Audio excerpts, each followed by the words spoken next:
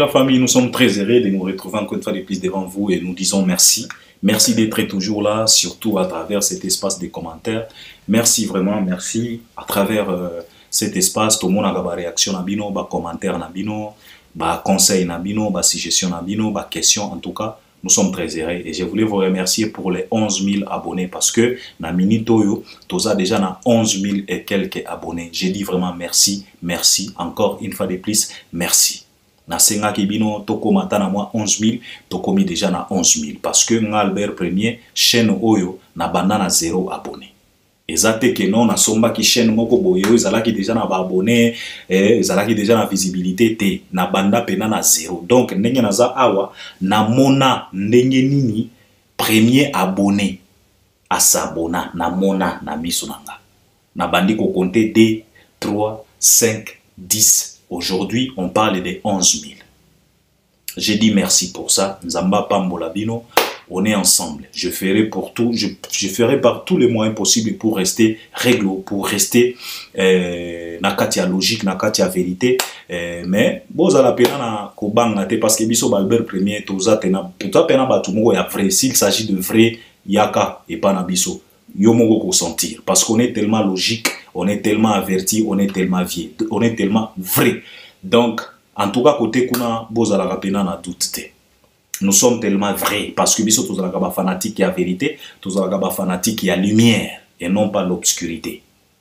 Ba énergie positive, biso tozala ba fanatique nango. Alors je dis merci. Si t'es pas encore abonné, c'est juste en bas dans le coin, tu cliques, tu t'abonnes, tu actives aussi la cloche de notification, likez, partagez aussi les liens pour Boyeto Bandi déjà, Bitumba, il y a 12 000 abonnés. Donc partage les liens, regardez aussi nos vidéos jusqu'à la fin et par après si tu as quelque chose que tu voulais partager avec nous, n'hésitez pas, utilise cet espace des commentaires. Alors, il y a quelques sujets qu'on m'a proposé de parler, sujets OESO liés à l'actualité. Sujet ali boso eza ba passage ya ba vie na biso, surtout passage ya vie na biso Yves Kambala oya lekaki et pas ya ba ndeko na biso vie Adilondolé beau comme un dieu et notre Marc Etabou Saint-Marc na bato misusu ba passage ba vie o bazo lekaleka kuna ba ndeko balobi nanga ke non Albert il faut quand même décortiquer, analyser, développer sur makambo yo réalité otokomi komona pourquoi ba vie oyo depuis Kala, babanda kobimate, bakomi kobimaka sikoyo. Qu'est-ce qui se passe? Alors togolo belango. Et ça peut sujet mon sousou, il y a performance, il y a fali na Afro Nation parce que performance il y a fali. Et batali sibiso que non, ils ont meilleure performance devant Nicki Minaj, devant Rema, devant Flevana Bania, devant Dadju, devant Taïk. C'est fali, oyo azana ba pourcentage belé. Par rapport il y a baninga naye oyo ba prestaki na Afro Nation na Portugal. Alors batu balobi Albert lobela biso na likambo oyo parce que biso to comprenaka te ndenge ndeko ya mobali azalaka toujours traité comme quelqu'un oyo ayebaka kosala live te, ayebaka koyemba te, batu balobaka awa fali pour ayemba bien il faut kaka autotune. Autotune. Comment se fait-il que un faux chanteur, artiste moko boya ba à peu près ba performance naye et Koki koza la meilleure par rapport à la performance ya Nicki Minaj, par rapport à la performance ya Fleva, ya Rema. Explique-nous un peu. Je vais essayer d'expliquer, je vais essayer de décortiquer, d'analyser, de développer sur ça. Ne vous en faites pas. Et puis, ce qui t'a permettre, toko toucher pe basije mon sousou. Alors, nako banda na sije ya ba vie na biso oyo bazoleka et pas ya ba Dilondolé bazoleka et pas ya Marc Etabou. Vous savez Albert Premier, j'ai déjà parlé beaucoup de choses. J'ai déjà qualifié les Congolais na ba façon nyonso. Les lopé na koloba kaka. Au moni biso ba Congolais, on est tellement mauvais. On est tellement mauvais. Au moni nga na loba déjà que même diable, Satan. Je pense que na gouvernement na ye, bisika ba fan na kanali felo. Na ba ministre à défense, ba premier ministre, ba ministre soki ya nini, diable pena na gouvernement na ye, na ba généraux. Je pense que bango pe ba fan na bazo mituna, OK. Quand Dieu a créé l'homme, j'étais là. Mais je pense que diable se pose aussi la question de savoir est-ce que Congolais pe nzambe muto asala ye ou bien ye a misala. Vous savez, moi j'ai déjà dit un jour que au moni mutu soka sali makambo mabe balobaka que eza molimo ya Satan et côté lié pour asala mabe. Mais un jour on a lobaki awa que Tango Satan asala ki mabe, molimo wana ekotela ki Satan po asala mabe na lola selon Bible. Molimo wana euta wapi? Na loba que molimo wana kombo nango Congolais. Donc molimo ya Congolais nde ekota Satan. Omoni Satan akotaka Congolais te. Congolais nde akotaka Satan po Satan akota ba nation misusu po basala mabe. Parce que moi j'ai comme l'impression, même le diable lui-même en question, parfois, atalaka Congolais na musika zoloba, il y a de ces créatures et créatures, vraiment. Toza pena matata. Et c'est tellement triste. Omoni, Nalandi vieille Yves Kambala, il nous a parlé, il nous a relaté l'histoire. Nayokie nenga zoloba, qu'il fallait bengaka nga grand prêtre vienne à biso avec beaucoup de respect, faire pe bengaka et papa. C'est bien, on a dit ce qu'on vient pas.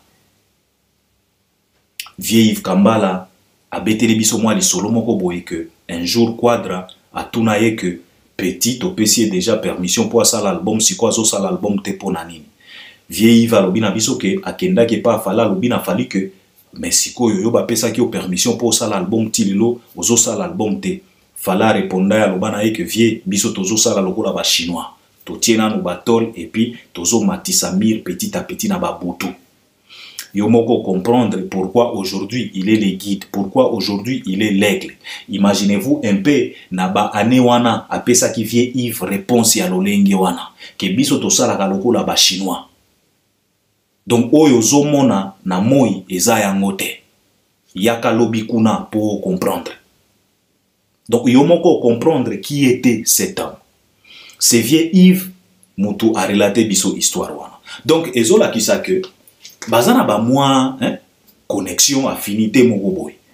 Et vieux Yves, bazolo banabiso keno, bango baza ba expert. D'ailleurs, nabisika o bazo yamba bango, bazolo banabiso keno, baza ba expert ya info. Mais malheureusement, tozo comprendre qui est expert na bangote. Parce que expert a tout na ka question te. Yende Moutou a expliqué. Parce qu'il est expert en la matière. Parce que expert a tout na ka question te. Au contraire, il faut tout na epo à expliquer parce que il est expert na katia info. Mais malheureusement, ba vient abiso tozo comprendre te bon. Entre parenthèses, eza concept na bango, c'est pas grave. Personne ne va pas mourir. Il y a pas de drap. Alors, ba vient bazo défiler. Tant que Yves Kambala lobi bongo, je me suis posé quand même la question de savoir si quoi va vient abisso. Soyons quand même sérieux. Comment se fait-il bino batu soi-disant boyebi vérité, bozana maîtrise? Comment se fait-il que vous êtes là? Et d'abord, la question qu'on se pose aujourd'hui, c'est pourquoi cette agitation de vouloir sortir maintenant pour venir parler. D'abord, c'est la question, nous, on se pose. Pourquoi sortir maintenant? Pourquoi Nzala Yakobi Masiko? Parce que na plateau on a vie Yves alobi que tozomona lokola batu bakobeta histoire ya bien te bazate il faut bisomoko to bima poto beta yango.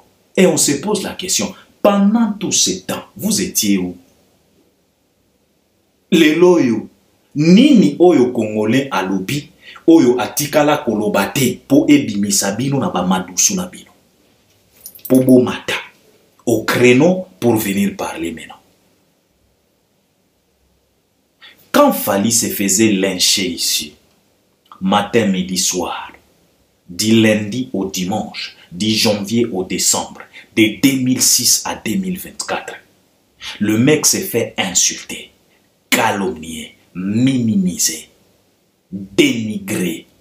Il s'est fait insulter. Dans la musique, même en dehors de la musique. On a attaqué même ses enfants, sa femme, même ses parents.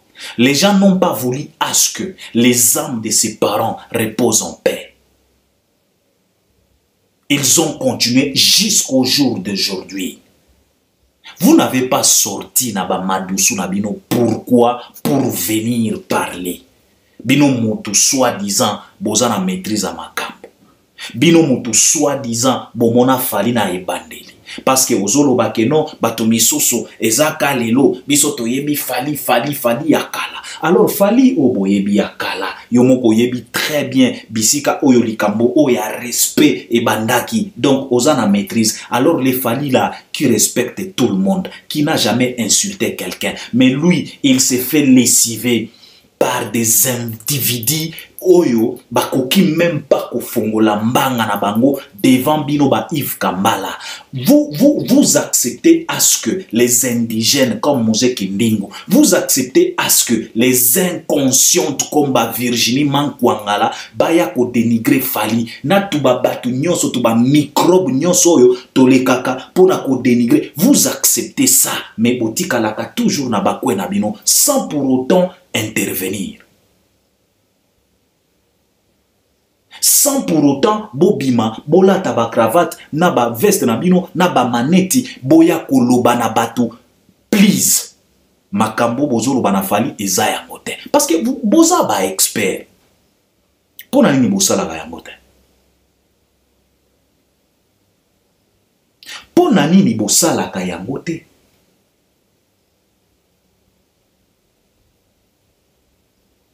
Mais tango ba benga Rochero, Seigneur, vous applaudissez. Tango ba kumisa Franco, vous étiez d'accord. Tango ba benga Papa Wemba, Musée wa zamani, Fula Ngingi Mwalimu, Bakala Diakuba, 100% star, vous étiez d'accord. Tango ba benga Kofi le Rambo, Mopao, Mokonzi, Sonia, Meli, suivez les guides, vous étiez d'accord. Tango babenga Jibe l'homme qui a mis l'eau dans Coco, tango babenga Wera Mokonzi Abanyama, vous étiez d'accord. Mais aujourd'hui, il suffit tout simplement quelqu'un passe à la télé pour glorifier Fali. Ça devient un sérieux problème. Vous vous précipitez dans ba douche, ba parfum belé, ba veste, ba cravate, ba maneti. Poboya koya na plateau pour se lamenter que oh non, bokomi ko minimiser, boye ke boye, oh. Mais pourquoi ça? Biso tozo comprendre te. Cet homme bazo minimiser ye matin midi soir. Batu balala na kombo ya fali, balamukaka na kombo ya fali. Bazo aka déjeuner na kombo ya fali. Lunch na kombo ya fali. Sapa na kombo ya fali. Dina na kombo ya fali. Bolo bakaten, tomona kabinoten. Ba viena biso ba Yves Kambala. Ça, c'est être vraiment au milieu du village. Mais quand Joka Kabengele passe à la télé pour dire que Mutu Oyo a cotisé terme sold out, qui fait complet, qui fait guichet fermé en français, et ça fali problème donc pour digérer en côté, c'est comme si bolier poison. Donc, bobimi, boye koloba. Oh, on a comme l'impression, batu bako beta li solo ya vrai bazate. Il faut biso moko toya po Joka Kabengela lobi kaka ke ezan artiste moko te na ba concert o basala ba sold out. Et suivi non. Mais ndenge ba lesiva kafali, ndenge ba finga kafali, ndenge ba minimiza kafali et soit kabinote. Ça vous caresse au sens du poil. C'est comme si vous êtes d'accord avec ça.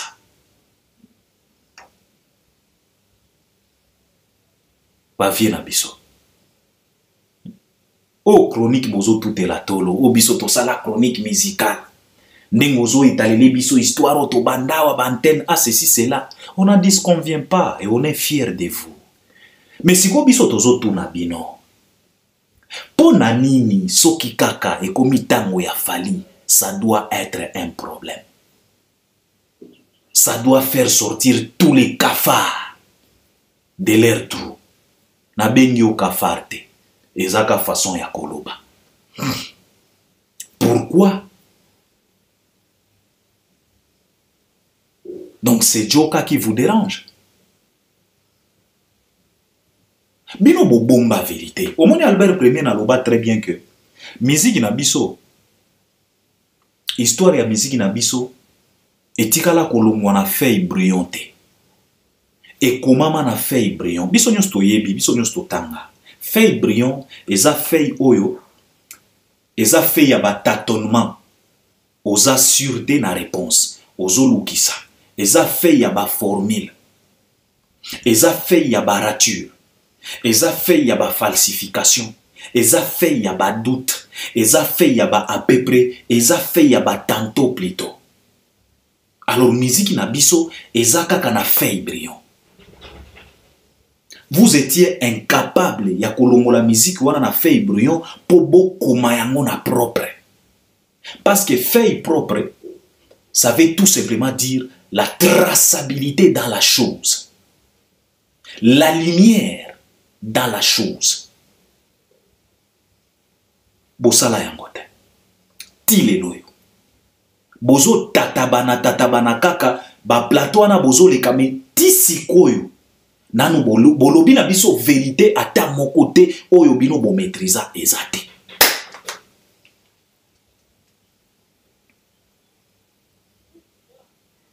Au contraire, vous vous fâchez lorsque ba jeune frère Nabino bazui initiative ya kolongola histoire ya papa Nabiso Taboulé Rochero Seigneur le po ba longola yango na brouillon ba tia yango na propre. Ça dérangeait même son propre fils Marc Tabou aleka même pas à Vincent pona ko kende ko dénigrer bande ko Nabiso ke bana wana. Mais comme aleka et pas à Vincent sans fondement, yemoko a dévoilé kuna makambo keno biso to pauvra ba concert ba to ebele to banda ko filmer ba caméra kaka tozo filmer ba angle moko kaka. Mais aujourd'hui, vous voulez maintenant nous faire sortir des vestes, des cravates, ba maneti pour boya kotalisa biso vérité ni. Au moment où consciemment bozoye ba très bien que vous avez gaffé, vous avez caché des mensonges. Mais tout simplement parce que Joka Kabenge la lobby que non, makamwa sold out. Ba vie na biso Yves Kambala, bo aider biso. Ça ce n'est pas bien. Ça ce n'est pas bien.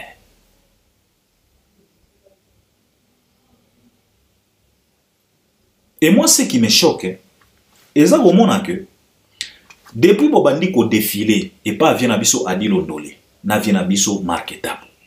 Eza na mutu eza la même Joka yemoko eza na mutu moko te oya eli biso ba chiffre exact ya ba production wana azati biso nyos totala ba concert totala ya Kofi ya JB ya Wera Bercy oyo lelo ekomi Hotel Accor Arena e banda kozala na ba gradin. Na époque na bango, Bercy ezalaki na capacité ya ko accueillir, ko recevoir 17 000 personnes. Le loyo Bercy o ekomi Hotel Accor Arena ezana capacité à 20 300. Donc babakisa ki kaka 3 000 et quelques. Qui veut dire que Bercy même na époque ya kala ezalaki na ba gradin. Parce que ba gradin oyo tomona ki na concert a Fali, vous allez pas me dire que non, et ça 3000 et quelques personnes oyo babakisa. Non. Mais biso nyonso totala ba concert ya JB ya Kofi ya Wera. Balakisa biso kaka fausse. Totikala komona batu na gradin te. Bozalaki na ba caméra. Bobanda kosala ba reportage. Mais bo pesa biso ba image. Botalisa biso ba image oyo batu bafandi na ba gradin. Botalisa biso tous les 4 coins ya salle tomona. Ndenge Hotel Accor Arena ya Fali batalisa ka biso caméra ezo tourner. Batalisi biso tous les 4 coins, même na visibilité réduite, batalisi biso. Même na sima ya podium, batalisi biso. Oya bino reportage bobanda kosala eza wapi. Ba image eza wapi. Qui est cet homme? Qui est ce soi-disant grand journaliste et chroniqueur ya musique? Oyo akoleka lelo yo na plateau wana apesa biso ba chiffre exact. Aya koloba na biso ke non, Kofi abeta autant de personnes, JB abeta autant de personnes, Wera abeta autant de personnes. Tala guichet yangoyo, nombre yangoyo, évidence yangoyo. Qui est cet homme? Qui est ce soi-disant journaliste? Agoya oloba na biso bon. Bo pesa biso ba chiffre. Ezala yo, ezala ba popol. Bo pesa biso ba chiffre. Parce que ba guichet ezalaki.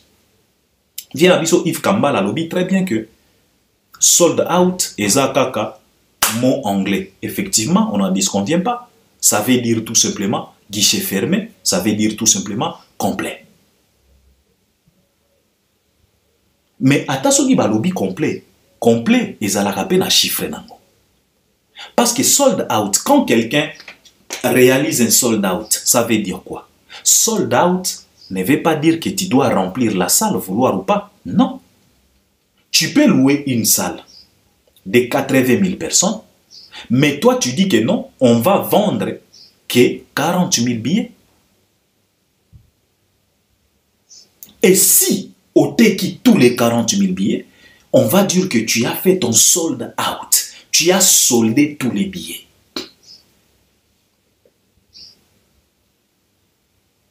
Mais cela ne veut pas dire que autant ça qui format maximal ya salte. Au sala qui kaka sold out ya nombre ya batu oyo bazala qui prévu. Eza lokola mariage. Nga Albert Premier na lobi que mariage na ngai na kosala yango na stade des martyrs. Na kopesa 1000 invitations kaka.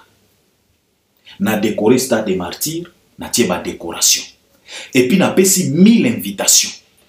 Et à ma grande surprise, na jour J à mariage, 1000 invités bango nyonso baye. Na kolobani na koloba que na sala qui sold out na mariage nanga. Mais cela ne veut pas dire que j'ai remplissé les stades des martyrs qui doit contenir plus de 100 000 personnes. Non. J'ai tout simplement accueilli 1000 personnes. Je fais les sold out. Il y a pas invitation. Oyo ezalaki na disposition, il y a pas invité. Alors, bino bavie, boya koloba na biso vérité. Kofi a bêta devant combien de personnes? Ouera, bo pesa biso ba chiffre. Aujourd'hui, c'est les chiffres qui parlent. Biso tokola tobanda kokanisa ke Roi Pelé yende meilleur buteur de tous les temps, n'est-ce pas? Tobanda kokanisa ke Roi Pelé a kotisa 1000 bi. Mais ba chiffre, ba bimise la biso ba chiffre. FIFA etie la biso ba chiffre. Toyaki ko comprendre que non, on était dans l'ignorance. Traçabilité. Boye de biso. Ko défilé au bozo défilé et lo kwa malonga bozo lo banabiso ezate. Kaka koya koloba o biso toyebi makambo. On était là, on a vécu, vous avez vécu effectivement, mais jusque là personne azotalisa biso vérité azate. Kaka ba tâtonnement. Yango ezo poussé biso to banda kokanisa peut-être boza ba jaloux ya fali. Parce que fallait abimisi bino. Kaka sold out. Kaka eloko oyo vient na biso joka lobaki bobimi ba veste. Mais pendant tout ce temps, vous étiez où? Ba vient na biso. Hein? Ce n'est pas du tout bien. Ce n'est pas du tout bien, ba vieille Yves Kambala, bo aider jeunesse. Omoni jeunesse oyo, génération oyo koya sima na biso, ba kozala na du mal, hein? Ba kokuta déjà histoire ya musique ezana propre. Parce qu'aujourd'hui, tout est vérifiable. Voilà. Mais biso tozana du mal. Vous nous avez caché des choses. Aujourd'hui, oh, biso, on était là présent. Mais vous étiez présent. Vous avez fait quoi? Où sont les images? Botalisa biso ba reportage, y'a ba concert. Bopesa biso ba chiffre exact.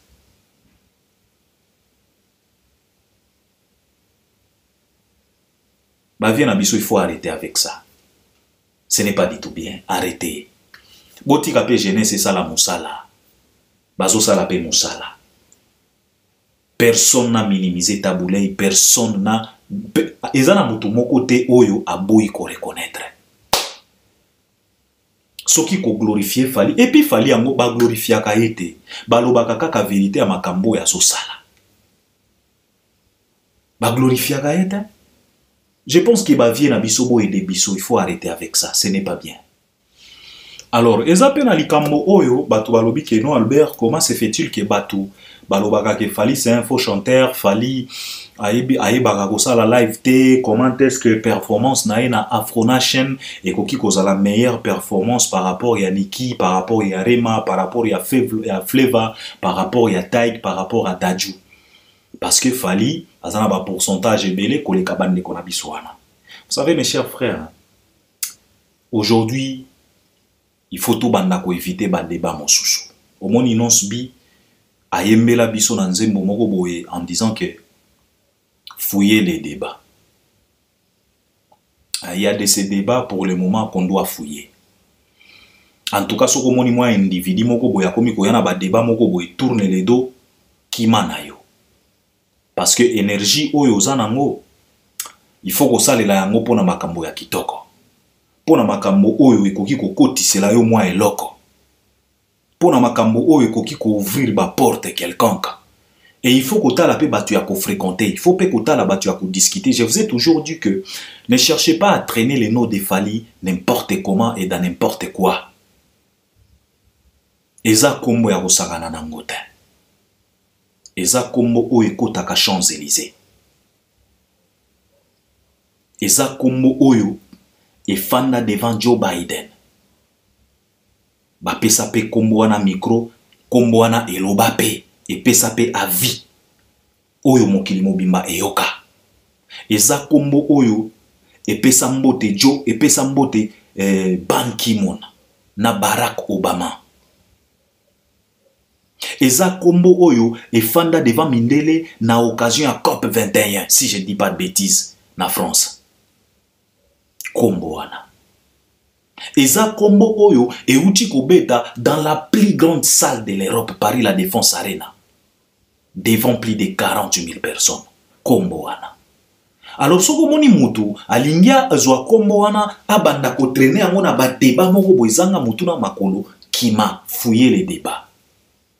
Tous les débats n'est pas à débattre. Mais, Togolo Bakaka, vous savez mes chers frères, hein, biso ba congolais tozalaka na ba définition na biso propre. Omoni esi na loba yango. Mokili, le reste ya mokili ezalaka na ba définition nango o etambolaka nango. Congolais pe azalaka na ba définition na ye. Yango nazoloba na bino awa Congolais azalaka espèce moko rare. Azalaka lokola batu nyonso tuté. Congolais azalaka na ba définition na ye. Congolais azalaka na ba compréhension na ye. Congolais azalaka na ndenge na ye. Omoni eloko oyo na kombo ya spectacle. Le reste ya mokili ezalaka na définition nango pona ko définir spectacle. Mais Congolais mpe azalaka na définition na ye propre à la congolaise. C'est ça le problème. Vous savez, eza kutu ya koluba makambo ebele te. Omoni kala tobanda kobenga BCBG machine à musique. Parce que BCBG, Jibem Piana, azalaki quand même na ba mwa élément moko boyo babanda kosala par tous les moyens possibles pour ba reproduire ba son ya studio même à 70%. Yango tobanda kobenga BCBG machine à musique. Aujourd'hui, mutu oyo a hérité eloko wana, c'est Fally Ipupa. Il veut toujours la perfection, la qualité. Parce que bato balobaka ke non, en tout cas, tozalaka na qualité, tozalaka pe na quantité. Mingi bisika oyo quantité eza, qualité ezalaka pe na te. Mingi bisika oyo qualité eza, quantité ezalaka pe na te. Mais avec cet artiste Fally Ipupa, c'est de l'exception. Lui, on trouve la qualité même dans la quantité. Et on trouve la quantité même dans la qualité. Alors, il est spécial. Et tout ça, c'est quoi? C'est le travail. Le vouloir. Soif. Yakozala au top. Yango ekomisi Fally bisika oyo asa. Tous en avez exemple belé. Il nous a dévoilé à travers une vidéo Ndengenini Atonga Nzembo Meide.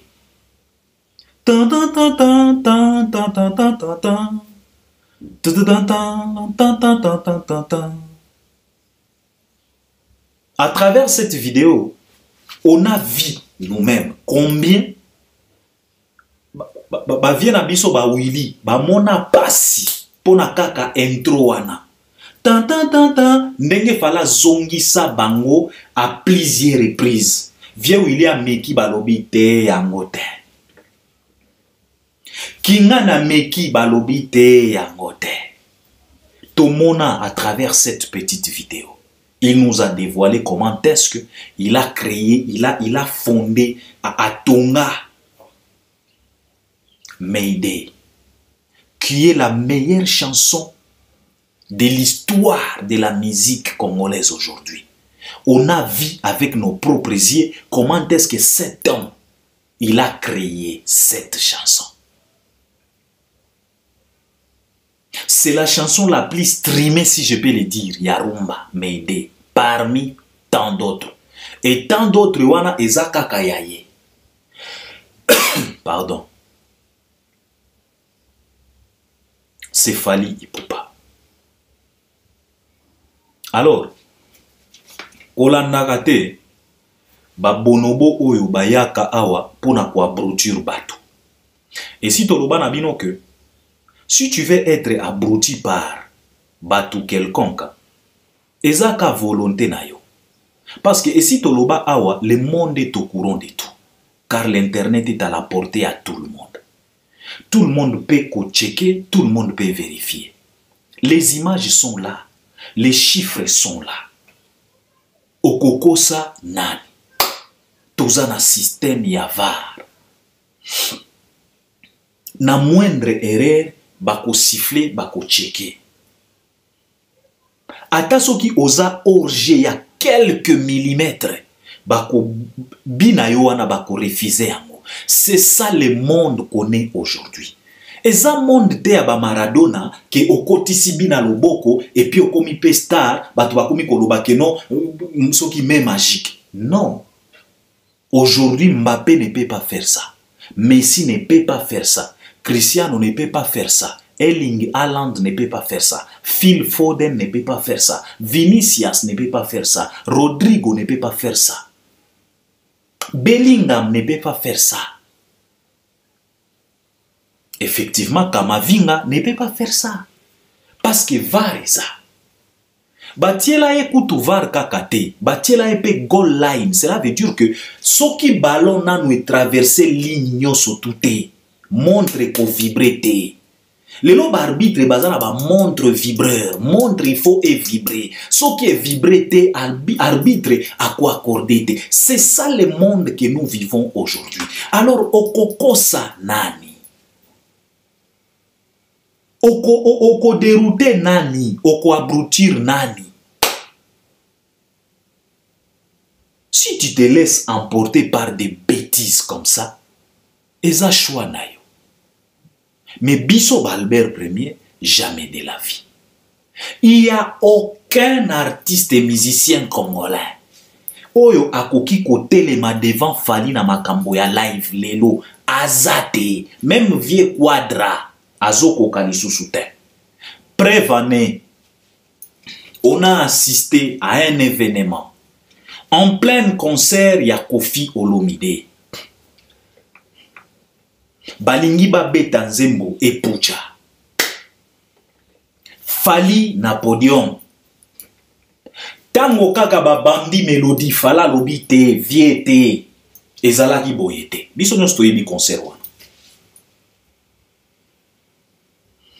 Vie Rambo a insisté lobi te, ezalaka bongo Fally fala lobi vie te. Nzembo oyo ebetama boye te. Ti Vie Rambo atala sima aloba bobeta mon format original. Ça c'est Fally. Qui reconnaît, qui est capable de reconnaître que malgré que je ne fais plus partie ya quartier latin, mais okoko sangate na ba mélodie obisototika. Ça c'est Fally.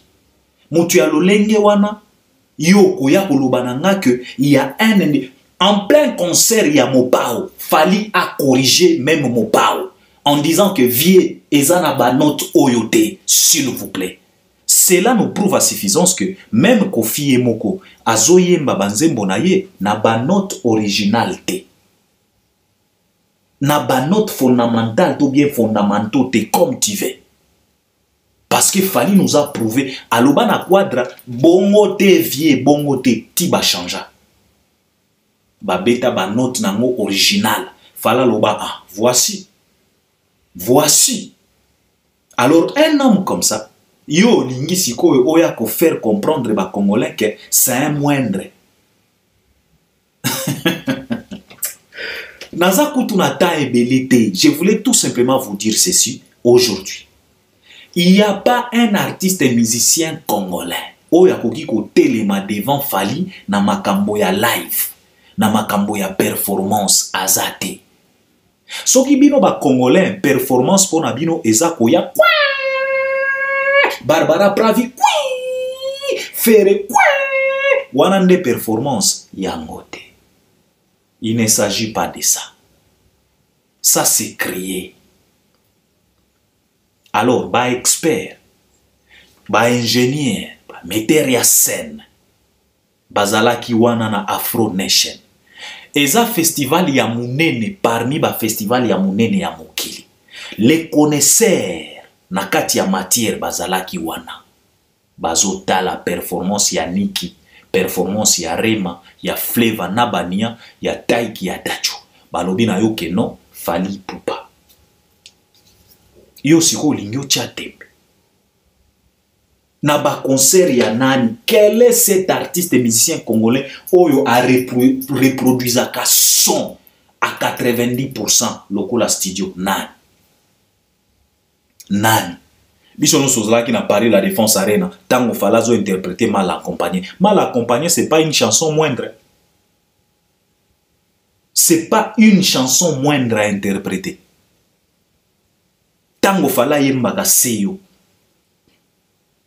Toi tu penses que seyo est un rumba moko facile à interpréter na kati ya concert live seyo.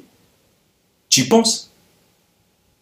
Fala yembaga ba Terminator live. Toi tu penses que une chanson lokola Terminator, qui peut chanter Terminator na live na Congo? Qui peut chanter? Fali ayemba Kokoko live devant Mopao, devant les Congolais. Kokoko live. Et tout Congolais était d'accord. C'est ce Fali-là que vous voulez maintenant, Bolingi Boya, Bandeko, qu'on arrête ça.